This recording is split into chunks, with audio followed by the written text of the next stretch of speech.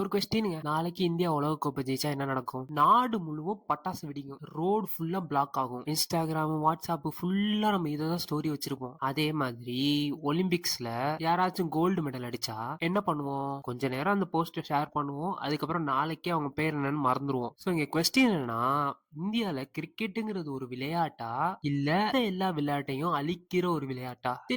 நீங்க வந்து ஒரு சின்ன எக்ஸ்பெரிமெண்ட் பண்ணி பாருங்க. உங்க வீட்ல இருக்க ஒரு சின்ன குழந்தைய கூப்பிட்டு கேளுங்க, விராட் கோலி யாரு, ரோஹித் சர்மா யாரு, எம்.எஸ். தோனி யாருன்னு கேளுங்க. அந்த குழந்தை உங்களோட அதிகமாவே சொல்லுவோம் அவங்கள பத்தி. இதே இந்தியால உள்ள ஒரு ஃபுட்பால் டீம் கேப்டனோ, ஹாக்கி டீம் கேப்டனோ, இல்ல ஒரு செஸ் பிளேயரோட பேரோ, இல்ல ஒரு ஒலிம்பிக்ல கோல்டு மெடலிஸ்ட் அடிச்ச ஒரு பேரை கேட்டீங்கன்னா அந்த குழந்தைக்கு தெரியாது. இது அந்த பையனோட தப்பு கிடையாது. இது வந்து சிஸ்டமோட தப்பு தான். ஏன்னா அந்த குழந்தை பிறந்ததுல இருந்தே அது கிரிக்கெட் மட்டும் தான் பார்த்திருக்கும். டிவியை திறந்தா கிரிக்கெட், நியூஸை திறந்தா கிரிக்கெட், இன்ஸ்டாகிராம திறந்தா கிரிக்கெட், எதை திறந்தாலும் கிரிக்கெட். யூடியூப் ஆட்ஸ்ல கூட கிரிக்கெட் பிளேயர்ஸ் தான் வராங்க. டிவி அட்வர்டைஸ்மெண்ட்ல கூட கிரிக்கெட் பிளேயர்ஸ் தான் வராங்க. இப்போலாம் எவ்வளவு ஆயிடுச்சுன்னா யாராச்சும் கிரிக்கெட் மேட்ச் அவங்களோட ஃபேவரட் டீம் தோத்தா அழுகுறாங்க. அவங்களே அவங்களை ஹர்ட் பண்ணிக்கிற நிலைமை கூட வந்துருச்சு. சோ கிரிக்கெட்டுங்கிற ஒரு விஷயம் நமக்குள்ள எப்பவுமே இருக்கிற மாதிரி ஆயிருச்சு. சரி, நம்ம இப்ப வந்து பின்னாடி போய் யோசிச்சு பார்ப்போம். இந்த கிரிக்கெட்டுங்கிறது வந்து எப்படி இந்தியால கிங் ஸ்போர்ட்ஸ் ஆச்சு? கிரிக்கெட் வந்து வெறும் லக்குனால மட்டும் இவ்வளவு பெரிய ஸ்போர்ட்ஸ் ஆகல.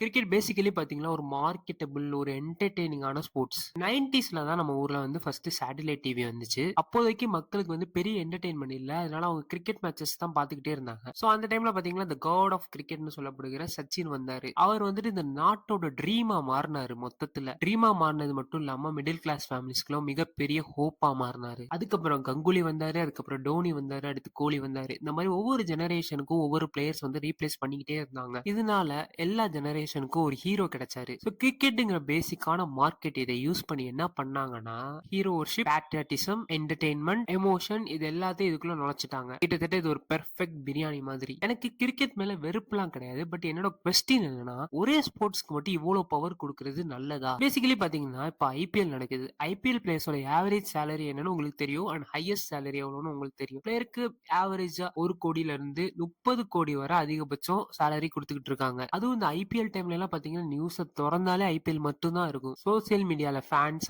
எங்க டீமுக்கும் உங்க டீமுக்கும் அப்படின்னு சொல்லி சண்டை போடுறாங்க, மீம்ஸ் ஷேர் பண்றாங்க. சோ 3 மந்த்ஸ் ஃபுல்லாமே ஐபிஎல் பத்தி தான் மக்கள் யோசிச்சுக்கிட்டே இருக்காங்க. இந்த 3 மந்த்ஸ் இன்னொன்னு என்ன நடக்குதுன்னா, இதனால நாட்டுல என்ன நடக்குதுங்கிறத டோட்டலா மக்கள் மறந்துடுறாங்க. இது ஒரு பெரிய டிஸ்ட்ராக்ஷனும் கூட. ஏன்னா கிரிக்கெட் மட்டும் தான் டிஸ்ட்ராக்ஷனா, மத்த ஸ்போர்ட்ஸ்லாம் டிஸ்ட்ராக்ஷன் இல்லையான்னு கேட்டீங்கன்னா எல்லா ஸ்போர்ட்டுமே டிஸ்ட்ராக்ஷன் தான். பட் ஐபிஎல் ரொம்ப டிஸ்ட்ராக்ட் பண்ணுது. பட் இதுல எல்லாத்துலயும் ஐரணி என்னன்னு கேட்டீங்கன்னா, ஒரு நேஷனல் அத்லெட், ஒரு பாஸ்கெட் பால் பிளேயர், ஒரு ஒலிம்பிக் பிளேயர், அவங்கலாம் வந்துட்டு ஒரு பஸ் எக்ஸ்பென்ஸ் கூட ரொம்ப கஷ்டப்படுற நிலைமை இருக்கு நம்ம நாட்டுல. ஆனா வேற கிரிக்கெட் பிளேயர்ஸ் எடுத்துக்கிட்டீங்கன்னா அவங்களுக்கு பிரைவேட் ஜெட்லாம் இருக்கு. ஆனா இன்னொருத்தவருக்கு பஸ் டிக்கெட் கூட வாங்க முடியல. ஒரு ஸ்போர்ட் மட்டும் எல்லா ஸ்பான்சர்ஷிப்பையும் வாங்கிக்கிச்சுன்னா மத்த ஸ்போர்ட்லாம் என்ன பண்ணும்? எல்லாரும் பார்த்து உங்களை பார்த்து ஒரு கொஸ்டின் நீங்க கேட்கணும், நான் உண்மையிலேயே வந்து ஸ்போர்ட்ஸ் லவ்வரானு.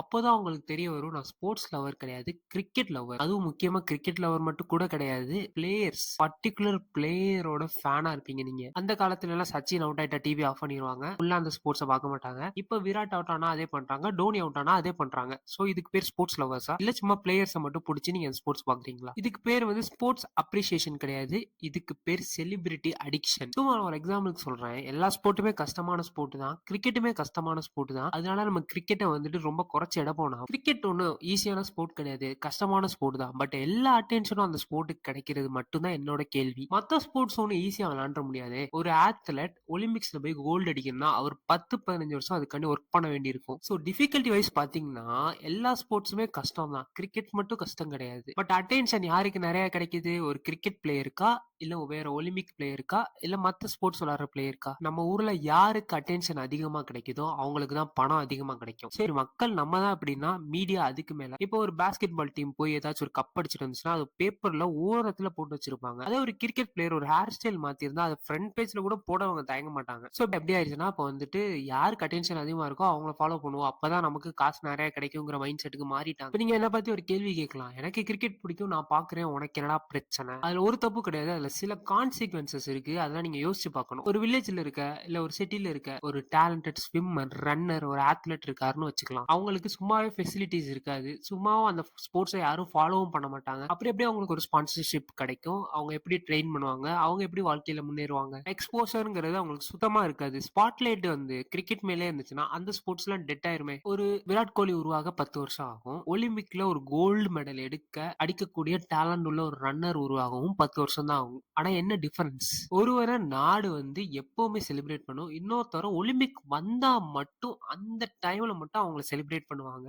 அதுக்கப்புறம் 5 வருஷம் அவங்க யாருன்னே தெரியாது அவங்களுக்கு. இப்பலாம் ஓப்பனாவே சொல்றாங்க கிரிக்கெட்ங்கிறது ஒரு ஸ்போர்ட் கிடையாது, ரிலீஜியன்னு. ஒரு ரிலீஜியன்ல என்னென்ன இருக்குமோ அது எல்லாமே இப்ப கிரிக்கெட்லயே வந்துருச்சு. ஹீரோஸ் இருக்கு, டிவோஷன் இருக்கு, பிளைண்ட் ஃபாலோவர்ஸ் இருக்கு, ஆர்கியூமெண்ட் இருக்கு, ஃபேன் வார்ஸ் இருக்கு, ஐடென்டி இருக்கு. அதனால கிரிட்டிசிசம் வந்துருச்சுன்னா உடனே எமோஷனல் ஆயிடுறாங்க, உடனே சண்டை போடுறாங்க. யாருன்னே தெரியாத ஒருத்தவங்களோட யாரோ போய் இந்த டீமுக்காண்டி சண்டை போடுறாங்க. ஸ்போர்ட்ஸ்ங்கிறது வந்துட்டு என்டர்டெயின்மெண்டா இருந்தாலும் ஒரு நாட்டுக்கும் இன்னொரு நாட்டுக்கும் ஹெல்த்தியான ஒரு காம்படிஷன் இருக்கணும்னு கிரியேட் செய்யப்பட்ட விஷயம். பட் அதனால இப்ப நிறைய பிரச்சனை வர்ற அளவுக்கு ஆயிருச்சு. பட் அது அப்படியா நடக்குது? ஃபார் எக்ஸாம்பிள் நீங்க ஐபிஎல் எடுத்துங்க. ஐபிஎல் எவ்வளவு சண்டை வருது ஒரு டீமுக்கு இன்னொரு டீமோட ஃபேன்ஸுக்கும். இப்ப வெளிநாட்டுல எல்லாம் போய் கேட்டீங்கன்னா இந்தியா அப்படின்னா என்ன சொல்றாங்க? கிரிக்கெட் டீம் இருக்கிற ஒரு நாடு தானே. ஓ விராட் கோலி, டோனி, சச்சின் அப்படிதான் சொல்றாங்க. பட் மத்த நாடு எடுத்துக்கிட்டீங்கன்னா எவ்வளவு ஸ்போர்ட்ஸ் எல்லா நாடும் விளையாடுறாங்க. ஆஸ்திரேலியா எடுத்துக்கிட்டீங்கன்னா அவங்க ஃபுட்பாலும் விளையாடுவாங்க, அவங்க ரக்பி விளையாடுவாங்க, அவங்க டென்னிஸ் விளையாடுவாங்க, எல்லாமே விளையாடுவாங்க. நம்ம ஊர்ல எல்லாம் விளையாடுறாங்க. பட் அவங்க அவங்க ஊர்ல டாப் கிளாஸ் பிளேயர்ஸ் இருக்காங்க. அதுக்கு காரணம்னா அங்க அவங்களுக்கு எல்லாருக்குமே அட்டென்ஷன் ஈக்குவலா கிடைக்கும். பட் இந்தியால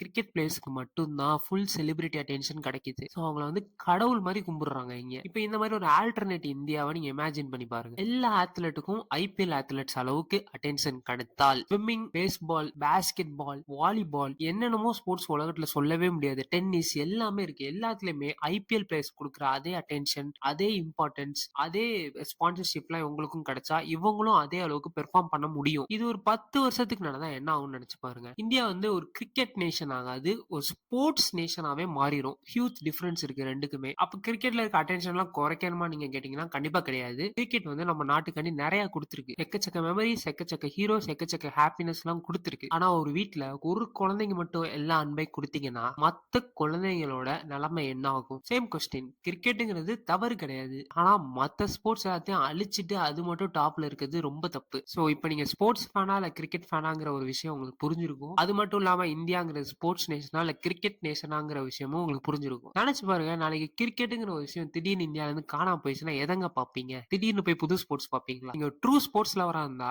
எல்லா ஸ்போர்ட்ஸையும் லவ் பண்ணுங்க, எல்லா ஸ்போர்ட்ஸ் பிளேயர்ஸையும் சப்போர்ட் பண்ணுங்க. ஏன்னா நீங்க அப்படி சப்போர்ட் பண்ணாதான் அவங்களுக்கு ஸ்பாட்லைட் கிடைக்கும். அவங்களுக்கு ஸ்பாட்லைட் கிடைச்சாதான் அவங்க மேல மேல போக முடியும். யோசிச்சு பாருங்க.